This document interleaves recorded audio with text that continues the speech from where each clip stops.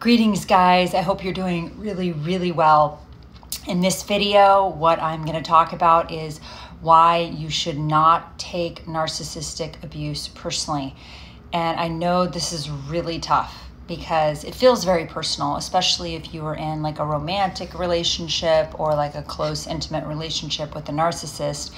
It feels very personal.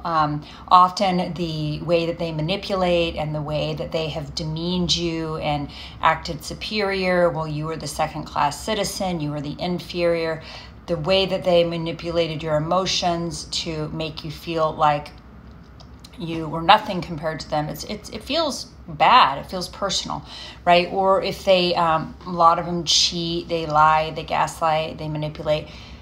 It's so hard, but you cannot take it personally. Look at it like this. They're just telling you where they're at. They're telling you, hey, I'm not a person that's capable of fidelity, monogamy, commitment, partnership, communication. I'm not somebody who's capable of being in relationship with you without manipulating. I'm not somebody who's capable of being in relationship with anyone without lying, without gaslighting, without basically, acting as if I'm superior and you're inferior because, I have all this deep-rooted insecurity. So like, look at it like they're telling you by their actions why they're not good relationship material. And it actually has nothing to do with you other than you stayed. You may have tolerated behaviors you shouldn't have. So there's that. I've said this before in a video, but there's this old, silly tale or story about pigeons. And they're in it. There's a tree. The pigeons sit in the tree. And when they sit on the branches, they poop, right? It's like the pigeon tree, and that's what they do when they sit in that tree. And it's like being mad at a narcissist is like sitting under that tree and like shaking your fist at the pigeons, like, stop shitting on me. And like, the truth is the pigeons are just doing what pigeons do. They poop while they're in the tree, and your job is to not sit under the tree while the pigeons are pooping. So get up and walk away. So you stayed. I mean, that's your part, right? You stayed and tolerated, things you shouldn't have. But it isn't personal.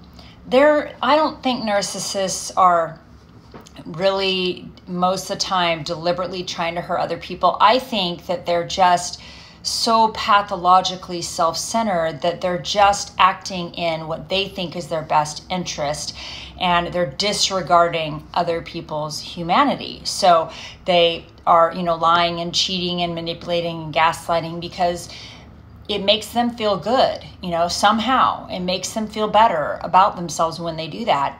Obviously, most of us, when we do things like that, it makes us feel bad about ourselves. But I think part of that defense mechanism for the narcissist is like, everything's about power and control, and if they're the one cheating and lying and you're the one who's like being fooled, then they derive some sort of sneaky pleasure out of that sort of power, right? So you really can't take it personally. And I know that's so hard, but the sooner you come to realize that their inability to connect, bond, be authentic, be real, tell the truth, be monogamous, their inability to have their actions match their words, like their inability to be faithful, to be a true partner, all of that doesn't have anything to do with you.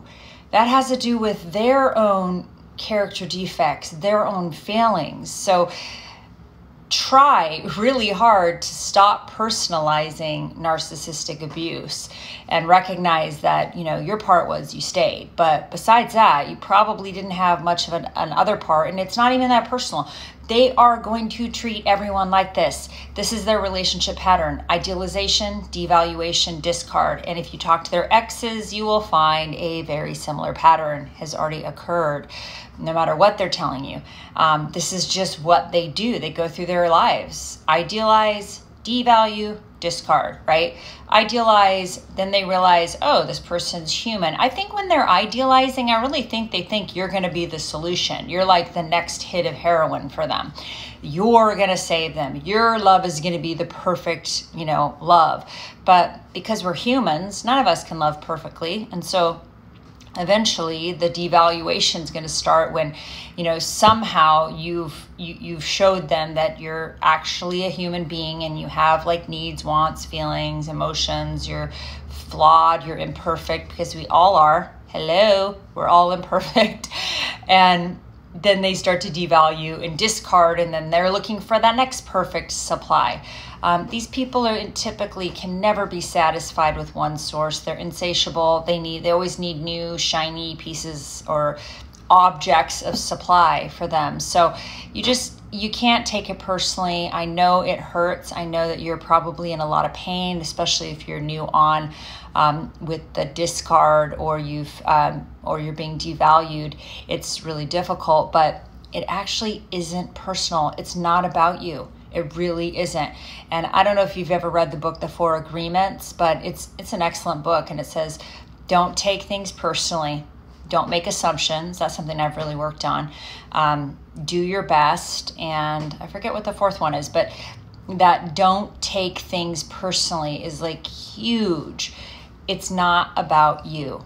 It's about them and their inability to form a true partnership with another human being. And that's not on you.